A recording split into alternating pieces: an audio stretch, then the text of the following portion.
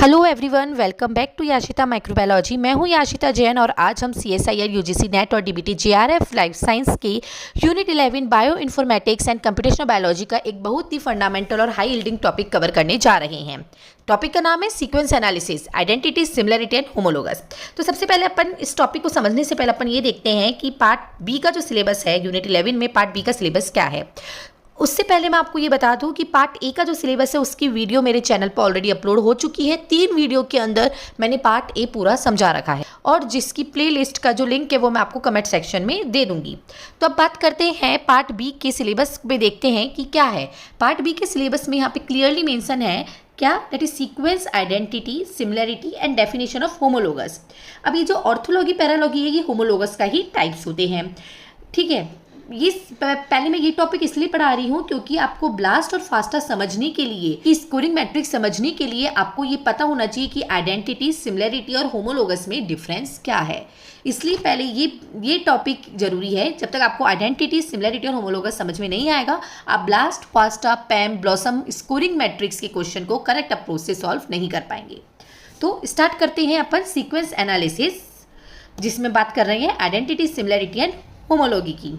सबसे पहले बात करते हैं आइडेंटिटी की। सिंपल वर्ड्स में identity means the percentage of exact match between two align sequence. अगर 2 सीक्वेंस अलाइन करके दिए जाए तो उसमें एग्जैक्ट मैच कितना है। एग्जांपल के लिए समझिए, जैसे अपने पास एक सीक्वेंस नंबर ए है, उसके अंदर हमारे कौन कौन से अमाइनो एसिड आ रहे हैं, ए, वी, एल, डी और के, राइट। वहीं दूसरा सीक्वेंस है सीक्वेंस बी, उसके अंदर जो अमाइनो एसिड है वो है ए, वी, ल्यूसीन की जगह यहाँ पे हो गया आइसोल्यूसीन, डी की जगह ई और के।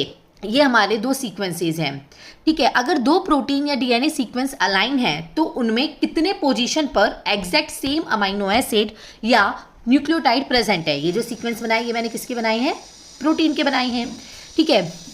यहाँ पे पोजीशन 1 पर देखो, दोनों में क्या है, एलेलिन प्रेजेंट है, राइट।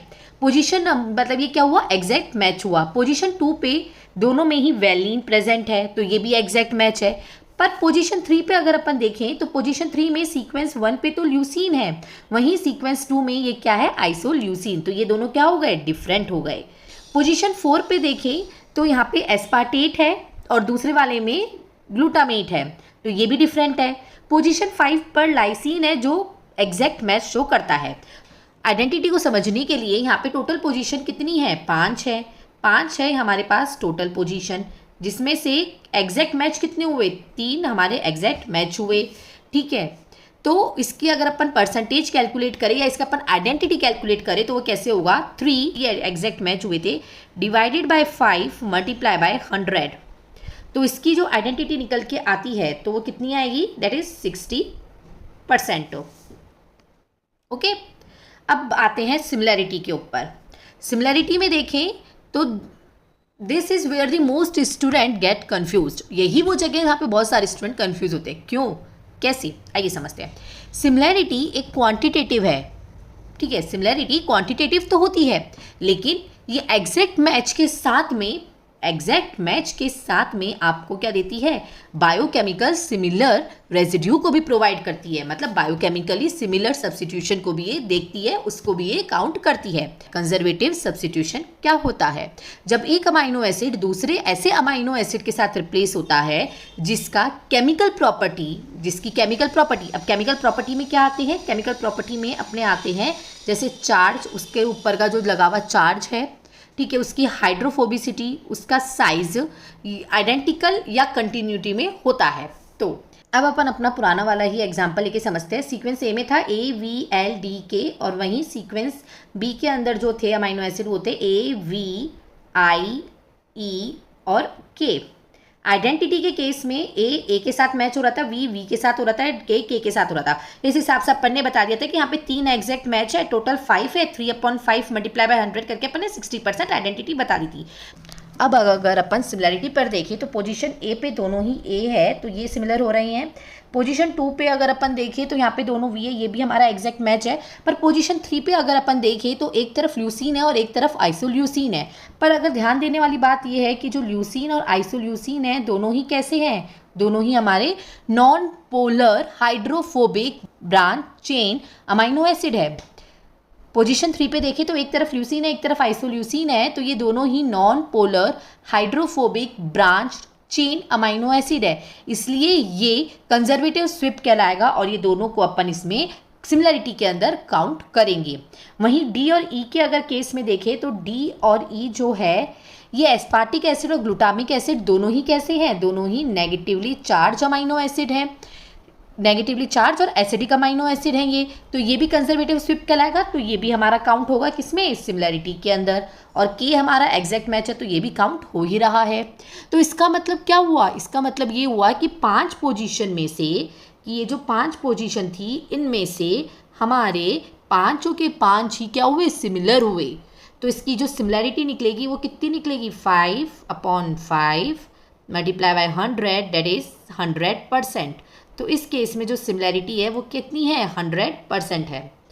अब एग्ज़ाम में ध्यान रखने वाली क्या चीज़ है, वो ये है कि जो सिमिलरिटी है वो आइडेंटिटी से बड़ी या इक्वल हो सकती है, वो आइडेंटिटी से हमेशा ही बड़ी या इक्वल रहती है। सिमिलरिटी आइडेंटिटी से बड़ी या इक्वल हो सकती है। बड़ी हो गई है, बड़ी मैंने किस हिसाब से बता दी कि जो एल और आई है वो भी एक ही टाइप के अमाइनो एसिड है, नॉन पोलर। डी और ई भी एक ही तरह के अमाइनो एसिड है, that is negative acidic amino acid. तो ये दोनों क्या हुए, इन दोनों का अपन ने काउंट कर लिया, तो ये क्या हो गई, यहाँ से ग्रेटर देन हो गई आइडेंटिटी से। वहीं अगर अपन कुछ मतलब एल की जगह अपन कोई पोलर अमाइनो एसिड लेते और डी ई की जगह, जैसे हिस्टीन होता है एक की जगह यहाँ पे एक पॉजिटिव हो जाता अमाइनो एसिड, तो ये दोनों काउंट नहीं होते, तो ए वी और के ही रहता अपना, ए वी और के ही रहता। तो यहाँ पे आइडेंटिटी के साथ में जो सिमिलरिटी वो इक्वल हो जाती। तो याद रखने की बात बस इतनी सी है, इसका कंक्लूजन इतना सा निकला है कि जो सिमिलरिटी है वो ग्रेटर देन या इक्वल टू आइडेंटिटी हो सकती है। और ग्रेटर देन क्यों हो रही है, क्योंकि यहाँ पे कंजर्वेशन सब्स्टिट्यूशन दिखा रही है। कंजर्वेशन से सब्स्टिट्यूशन यहाँ पे क्या है कि भाई जो एक ही ग्रुप के अमाइनो एसिड है वो आपस में क्या कर सकते हो, स्वाइप कर सकते हैं, वो आपस में चेंज हो सकते हैं। तो इसको आप अपने नोट्स में ज़रूर इंक्लूड कर लीजिएगा, क्योंकि ये पार्ट बी में ये स्टेटमेंट के ऑप्शन में बन के पूछे जा सकते हैं इजीली। अब आते हैं सबसे इंपॉर्टेंट कॉन्सेप्ट पर, होमोलॉगी। होमोलॉगी का सिंपल बायोलॉजिकल मीनिंग होता है शेयर्ड कॉमन एंसेस्ट्री, मतलब इवोल्यूशनरी रिलेशनशिप। अगर दो sequence evolutionary point of view से एक ही एंसेस्टर जीन से डराइव हुए हैं तो उन्हें हम होमोलोगस बोलते हैं। लेकिन यहाँ सबसे बड़ा ट्रैप है, होमोलॉगी जो है वो क्वालिटेटिव है, क्वांटिटेटिव नहीं है। होमोलॉगी क्या है, क्वालिटेटिव है, क्वांटिटेटिव नहीं है, राइट। होमोलॉगी एक बाइनरी स्टेट है, यस और नो में ही हम इसका आंसर देते हैं। लाइक प्रेग्नेंट और नॉन प्रेग्नेंट। अगर ये नहीं बोल सकते कि आप ये नहीं बोल सकते that she is 60% pregnant, same way आप यहाँ पे ये नहीं बोल सकते कि जो सीक्वेंस ए और सीक्वेंस वी है वो 60% होमोलोगस है, नहीं, उसका जो आंसर है वो यस और नो के अंदर ही आएगा। अगर कोई रिसर्चर बोलता है that these proteins are 60% homologous, तो CSIR एग्जामिनर वहाँ 0 मार्क्स दे देगा। क्यों, क्योंकि इसका जो करेक्ट स्टेटमेंट क्या होगा कि वो 60% आइडेंटिकल हो सकता है या वो 60% सिमिलर हो सकता है, पर 60% होमोलोगस नहीं होता। होमोलोगस का आंसर सिर्फ और सिर्फ यस और नो के ऊपर ही डिपेंड करता है। चलिए थोड़ा और डीप चलते हैं, क्योंकि DBT JRF और CSIR नेट पार्ट बी में आपको अलाइनमेंट देंगे और पूछेंगे कि किस पेयर में सिमिलैरिटी स्कोर हाईएस्ट होगा, कि कौन से पेयर ऐसा है जिसमें सिमिलैरिटी का जो स्कोर है वो वहाँ पे हाईएस्ट हो सकता है। कंजर्वेशन सब्स्टिट्यूशन तभी माना जाएगा जब सब्स्टिट्यूशन का फिजियोकेमिकल प्रॉपर्टी पर लॉस ना हो, मतलब वो फिजियोकेमिकल प्रॉपर्टी सेम हो, ठीक है। तो इसके लिए आपको याद रखने वाली चीज़ ये है कि हाइड्रोफोबिक कौन कौन से अमाइनो एसिड होते हैं। हाइड्रोफोबिक अमाइनो एसिड अपने कौन से होते हैं, ठीक है। एसिडिक अमाइनो एसिड कौन से होते हैं, बेसिक अमाइनो एसिड कौन से होते हैं, और एरोमेटिक कौन से होते हैं। अब इनके आगे लिख लीजिए कि हाइड्रोफोबिक अमाइनो एसिड्स में जो आते हैं that is V, L, I और M, ठीक है। हाइड्रोफोबिक अमाइनो एसिड में आ रहे हैं V, L, I और M। एसिडिक अमाइनो एसिड में आते हैं अपने D और E। बेसिक के अंदर आते हैं H, R और K। और एरोमेटिक में आते हैं W, Y, F। ये आपको बायोकेमिस्ट्री में भी आपने अच्छे से पढ़ा होगा, ठीक है। तो अब अपन देखते हैं कि चार्ज कंजर्वेशन यहाँ पे किस हिसाब से हो रहा है। तो अगर अपन देखें कि यहाँ पे बेसिक के अंदर, यहाँ पे आर और के अंदर अगर अपन देखते हैं तो लाइसिन टू आर्जिनिन दोनों ही बेसिक है। एसिडिक जो कंजर्वेशन होगा वो डी के बीच में होगा, एस्पार्टेट टू ग्लूटामेट के अंदर होगा। क्यों? क्योंकि दोनों ही नेगेटिवली चार्ज एसिडिक रेजिड्यू है।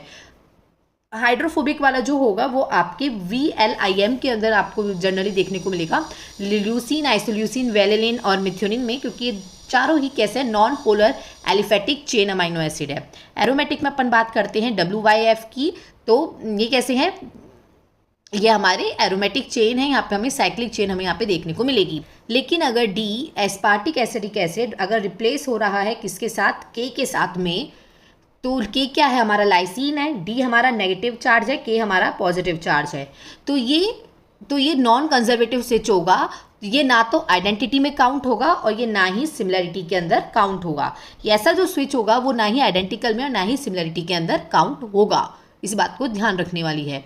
इस लॉजिक पर ब्लॉसम 62 और पैम 250 मैट्रिक्स वर्क करती हैं। यही दो लॉजिक है आइडेंटिटी और सिमिलरिटी का, जिस पे ब्लॉसम 62 और पैम 250 वर्क करती है, जिसको अपन आगे वाली क्लासेस में समझेंगे कि वो कैसे वर्क करती है, उनका स्कोरिंग मैट्रिक्स कैसे होता है, ठीक है।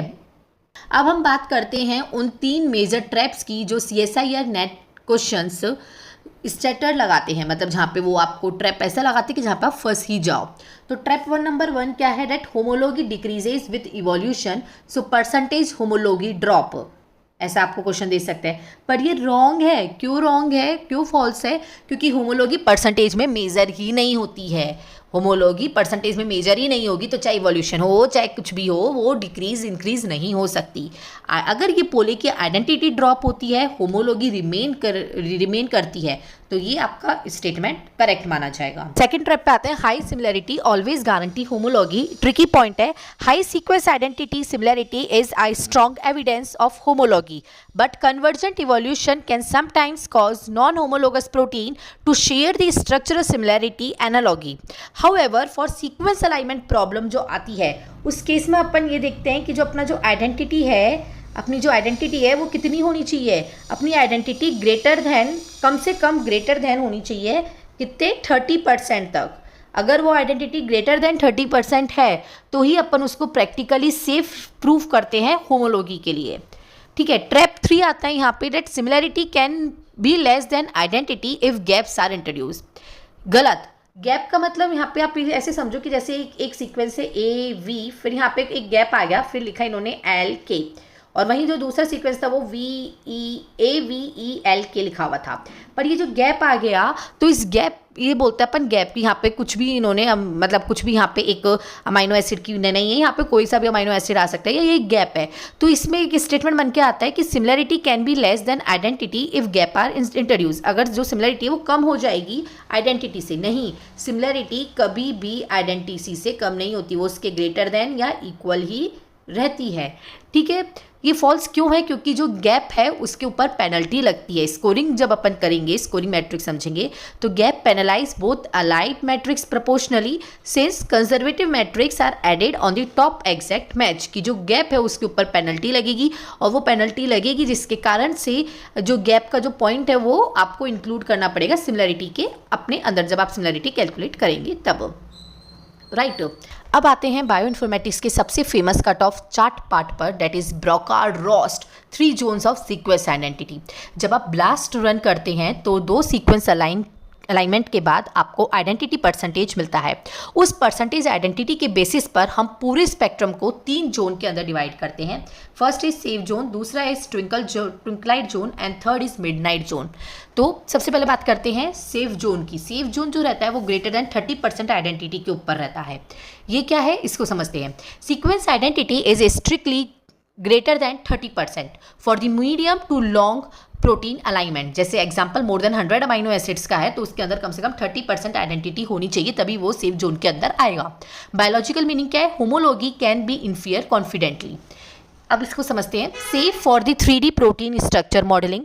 अब ये अगर ये सेफ जोन है तो इसके अंदर अपन एप्लीकेशन क्या आ सकती है इसकी, that is safe for the 3D protein structure modelling, homology modelling, competitive modelling and functional annotation. अगर 35% आइडेंटिटी है तो आप कंफर्टेबल होके कह सकते हैं कि दोनों प्रोटीन्स का 3D फोल्ड और फंक्शन एक्टिव साइट सेम होगा। जितनी ज़्यादा अगर 30% से आइडेंटिटी है या 30 के ऊपर आइडेंटिटी है तो आप कंफर्म होके ये बोल सकते हैं कि दोनों प्रोटीन या दोनों जो सीक्वेंस है उन दोनों प्रोटीनों का 3D फोल्ड और फंक्शन जो है वो एक्टिव साइट उसका क्या होगा, सेम होगा। ठीक है, अब नेक्स्ट बात करते हैं ट्विंकल जोन, जो कि 20 to 30% आइडेंटिटी पर खेलता है। ये कैसे है, ये बहुत ही ज़्यादा हाईली अनसर्टेन है एंड एम्बिगियस रीजन्स है। वाई इसको ट्विंकल क्यों कहा गया, इसको ट्विंकल नाम क्यों दिया गया? जैसे शाम के समय ट्विंकलाइट रोशनी और अंधेरे के बीच धुंधलापन होता है, ठीक है, ट्विंकल लाइट और रोशनी के बीच थोड़ा हल्का सा धुंधलापन हमें होता है, वैसे ही 20 to 30% रेंज की जो आइडेंटिटी है में जो सीक्वेंस होमोलोगस भी हो सकते हैं और नहीं भी हो सकते हैं। अब इस पे ही आपका जो एग्जामिनर है यहाँ पे टिगर कर सकता है। यही वो है जहाँ पे ट्विंकल जोन पे बहुत सारे आपको क्वेश्चंस यहाँ पे देखने को मिल सकते हैं। ठीक है, तो इसको अच्छे से समझिएगा। सीक्वेंस अलाइनमेंट एल्गोरिथम जैसे कि नीडलडम-वॉन्सन या फिर स्मिथ वाटरमैन जो है, alone can not prove the homology here. यहाँ पे इन्होंने होमोलॉगी को अच्छे से नहीं समझा पाए। You need additional evidence like the structure alignment, secondary structure prediction और एक्टिव साइट मोटिव एनालिसिस। कहने का सिंपल इतना सा मतलब है कि ट्विंकल जोन में वो प्रोटीन आएंगे जिसमें आइडेंटिटी 20 to 30% है। अब ट्विंकल इसलिए क्योंकि ये अपन इसमें कंफर्म नहीं बता सकते कि ये होमोलोगस है या नहीं है। होमोलॉगी ये शो कर पाएगा, आगे नहीं कर पाएगा, इनका इवोल्यूशनरी रिलेशनशिप है या नहीं है। क्यों? क्योंकि ये यहाँ पे इनकी जो आइडेंटिटी है वो बहुत ही कम है, 20 to 30% में है। मतलब आइडेंटिटी इस रेंज में है कि वो हो भी सकती है और नहीं भी हो सकती। तो इसको समझने के लिए अपन इसमें आगे देखेंगे कि जो सीक्वेंस अलाइनमेंट का जो एल्गोरिथम है, जो कि स्मिथ वाटरमैन के ऊपर जो सबसे ज़्यादा अपन यूज़ में आता है, तो उसमें ये कैसे अपन इसको एविडेंस के थ्रू अपन इसमें देख सकते हैं कि कैसे उनका जो स्ट्रक्चर अलाइनमेंट है या सेकेंडरी स्ट्रक्चर प्रिडिक्शन है और जो एक्टिव साइट मोटिव एनालाइज करके अपन बता सकते हैं कि ये एक में है या नहीं है, मतलब होमोलॉगी है या नहीं है। सबसे लास्ट अपन जोन की बात करते हैं, that is the midnight zone. Midnight zone simple clear है, इसकी जो आइडेंटिटी वो लेस देन 20% रहेगी। आइडेंटिटी 20% है मतलब complete darkness for the primary sequence alignment method. यहाँ पे कंप्लीट डार्कनेस हमें देखने को मिलेगा प्राइमरी सीक्वेंस अलाइनमेंट के लिए। Sequence comparison method fail completely because noisy dominates the alignment. यहाँ पे 2 कंप्लीटली अनरिलेटेड रैंडम सीक्वेंस यहाँ पे शो करेंगे जिसकी आइडेंटिटी लेस देन 20% है। इसी के कारण यहाँ पे आप होमोलॉगी नहीं बता सकते। इस जोन में अगर आपको डिस्टेंट इवोल्यूशनरी रिलेशनशिप ट्रेस करनी है तो आपको स्ट्रक्चर बेस्ड कंपैरिजन टूल का ही यूज़ करना पड़ेगा। अब ये स्ट्रक्चर बेस्ड कंपैरिजन टूल क्या है? DALI डेली सर्वर आपको यूज़ करना पड़ेगा। CE या TM अलाइन आपको यहाँ पे यूज़ करने पड़ते हैं। सीक्वेंस कंपैरिजन यहाँ पे नहीं हो सकती। तो एक बार रिकैप कर लेते हैं कट ऑफ को। Safe zone more than 30%, twinkle zone 20 to 30% of identity and midnight zone less than 20% of identity. चलिए, जितना भी अभी तक अपन ने पढ़ा है उसको एक बार क्विक रिवाइज करते हैं। ठीक है, तो यहाँ पे आइडेंटिटी क्या है? आइडेंटिटी एग्जैक्ट रेजिड्यू मैच होता है।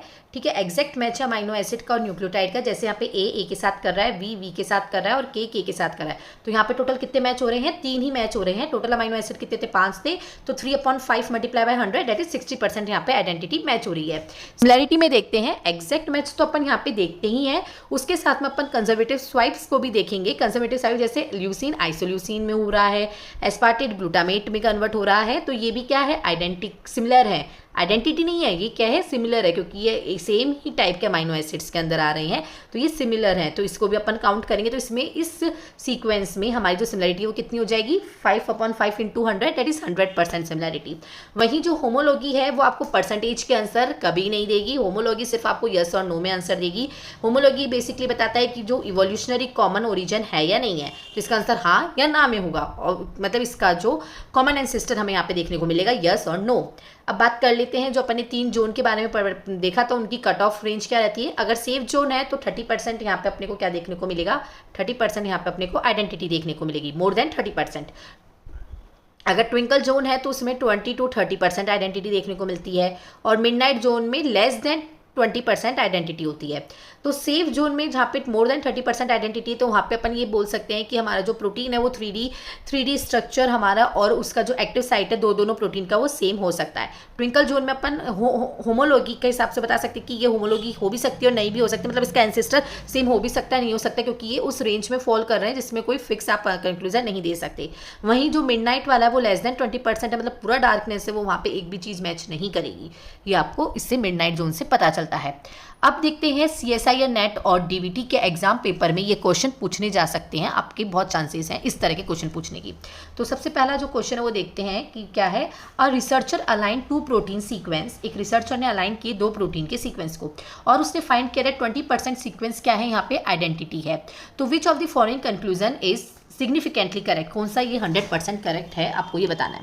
पहला ऑप्शन है the 2 protein are 20% homologous. Second option the sequence lying in the twinkle zone homology can not be infer confidently from the sequence alone.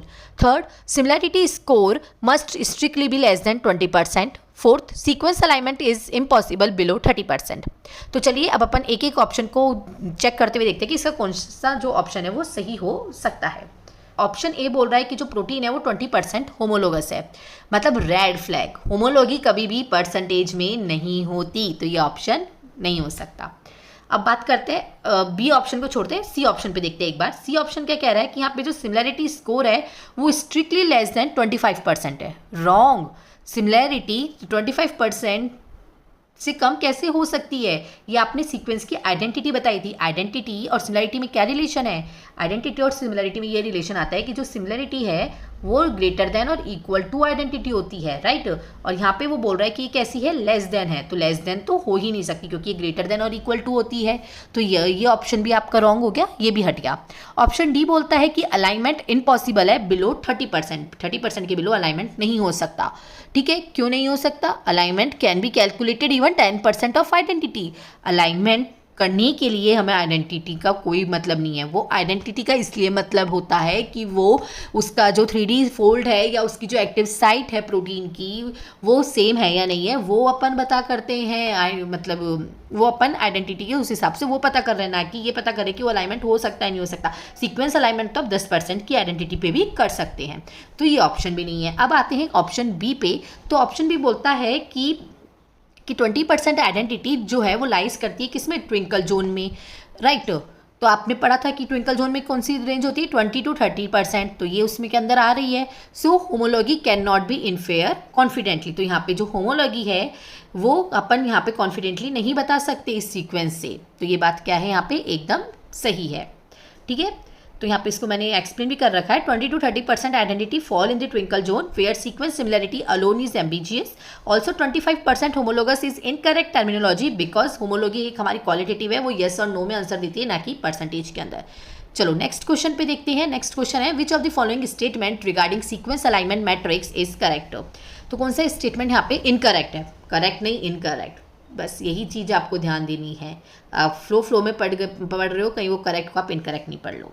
ठीक है, चलो इनकरेक्ट बताना है कि इसमें से कौन सा सीक्वेंस, मतलब इसमें से कौन सा ऑप्शन आपका इनकरेक्ट है। तो सबसे पहला ऑप्शन क्या है, that is similarity is greater than और equal to identity is always true for protein alignment. ये बात आपकी क्या है, एकदम सही है, दैट इज 100% ट्रू। ठीक है, नेक्स्ट बात करते हैं। नेक्स्ट हमारा conservative substitution increases similarity but not identity. ये बात भी आपकी सही है क्योंकि जो कंजर्वेटिव सब्स्टिट्यूशन है वो सिमिलैरिटी में आप उसमें ऐड कर सकते हो, आइडेंटिटी में नहीं, तो ये भी सही है। Homologous is a quantitative trait measured has a percentage. क्या ऐसा होता है? होमोलोगस एक क्वांटिटेटिव ट्रेट है, उसको आप परसेंटेज में मेजर कर सकते हो? नहीं, होमोलोगस का जो आंसर है वो यस और नो में ही आता है। होमोलॉगी का जो आंसर है वो यस या नो में ही दे सकते हैं, तो ये नहीं हो सकता। लास्ट ऑप्शन है बिलो 20% आइडेंटिटी। अगर 20% से बिलो है आइडेंटिटी तो वो मिडनाइट जोन के अंदर आती है और उसमें स्ट्रक्चर बेस्ड मेथड रिक्वायर्ड होते हैं। Yes, this point is also correct. इसका आंसर क्या हो जाएगा? C, that is homologous is an evolutionary qualitative binary concept sequences either share a common ancestry or they not. वो शेयर कर सकते या नहीं कर सकते, ठीक है, वो कभी भी परसेंटेज या क्वांटिटेटिव में आपको आंसर नहीं देगा। ओके, चलो आज के सेशन का होमवर्क चैलेंज क्वेश्चन देते हैं कि आप होमवर्क को नोट डाउन करिए और देखिए कि आपको कितना समझ में आया और कौन कौन इसका सही जवाब देता है। होमवर्क में है जैसे एक प्रोटीन है एक्स, ठीक है, प्रोटीन एक्स और प्रोटीन वाई जो है वो उनके अंदर हमारे पास 40% की क्या है सीक्वेंस आइडेंटिटी हमें यहाँ पे शो हो रही है, ठीक है। एक्स और वाई में 40% सीक्वेंस आइडेंटिटी शो हो रही है। वहीं एक और प्रोटीन है वाई और जेड, इसके अंदर जो हमें सीक्वेंस आइडेंटिटी है वो भी हमारी 40% है, वो भी हमारी 40% ही शो हो रही है सीक्वेंस आइडेंटिटी, राइट। तो डज इट गारंटी, आप ये गारंटी के साथ बोल सकते हो कि जो प्रोटीन एक्स है और जो प्रोटीन जेड है वो होमोलोगस है। आप ये बात गारंटी, इसके हिसाब से आप ये बोल सकते हो कि जो प्रोटीन एक्स और जो प्रोटीन जेड है वो होमोलोगस है, ठीक है। ये आप गारंटी के साथ बोल सकते हो या नहीं, इसका आपको आंसर देना है मुझे यस या नो के अंदर, ठीक है। आप सभी अपना आंसर एक ब्रीफ 1 लाइन रीज़न के साथ नीचे कमेंट सेक्शन में पोस्ट करना। मैं हर एक का कमेंट देखूंगी और जो आंसर सही है उसको मैं बता दूंगी और जो आंसर गलत है वो क्यों है और उसका प्रॉपर रीज़न क्या है वो भी मैं आपको बता दूंगी, ठीक है। और क्वेश्चन है उसको अपन डिस्कस करेंगे अपने नेक्स्ट लेक्चर के अंदर। अगर आपको आज की क्लास अच्छी लगी, कॉन्सेप्ट समझ आया और आपका कॉन्फिडेंस बूस्ट हुआ तो इस वीडियो के लिए एक लाइक तो ज़रूर बनता है। आप और अपने CSI या net DBT JRF study groups में शेयर जरूर कीजिएगा। अगर आप चैनल पर नए हैं तो याशिता माइक्रोबायोलॉजी चैनल को सब्सक्राइब करना मत भूलिएगा, ठीक है। और बेल आइकन जरूर बजाइएगा क्योंकि मेरे जो वीडियो हैं ये डेली बेसिस पे लगभग 2-3 दिन के गैप में अपलोड होते रहेंगे, जिसमें आपको मैं पूरी जो यूनिट 11 है बायो इन्फॉर्मेटिक्स की वो मैं आपको डिटेल में एक्सप्लेन करूंगी। हर एक टॉपिक क्या क्वेश्चन बन सकते हैं वो भी मैं आपको बताऊंगी। अब नेक्स्ट क्लास में अपन बात करेंगे ब्लास्ट की और स्कोरिंग मैट्रिक्स की, ठीक है। ब्लास्ट और स्कोरिंग मैट्रिक्स क्या है वो अपन नेक्स्ट क्लास में देखेंगे। तब तक के लिए keep revising, stay positive and keep unlocking the unseen world of microbiology with me, that is Yashita Jain. So thank you and see you all in next lecture.